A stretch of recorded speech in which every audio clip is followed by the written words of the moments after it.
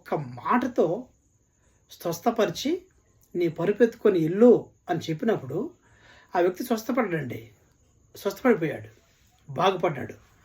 కానీ ఎందుకో ప్రభు అయిన యేసుక్రీస్తు దేవాలయంలోకి వెళ్ళి వాక్యాన్ని బోధిస్తుంటే ఆ వ్యక్తి అక్కడ కనిపించాడు.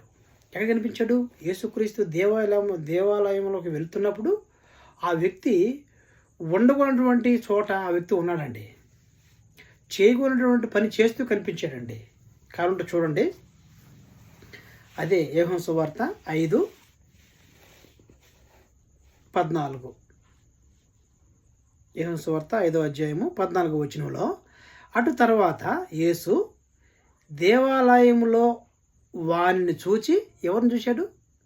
ఎవరినైతే బాగుపరిచాడో ఆ వ్యక్తిని చూశాడు. మళ్ళా దేవాలయంలో వారిని చూచి, ఇదిగో స్వస్థత నొందితివి, మరి ఎక్కువ కీడు నీకు కలుగుకుండునట్లు ఇకను పాపము చేయొద్దు. అర్థమైందా? ఎందుకు చెప్పాను?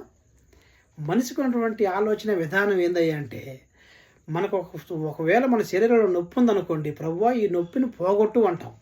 ఆ నొప్పిని ప్రభు అయిన యేసుక్రీస్తు పోగొట్టిన తర్వాత ఏదైతే మనకు ఆ నొప్పిని తీసుకొచ్చి పెట్టిందో మళ్ళీ ఆ పనే చేస్తాం, మళ్ళీ దానికే మనం అలవాటు పడతాం.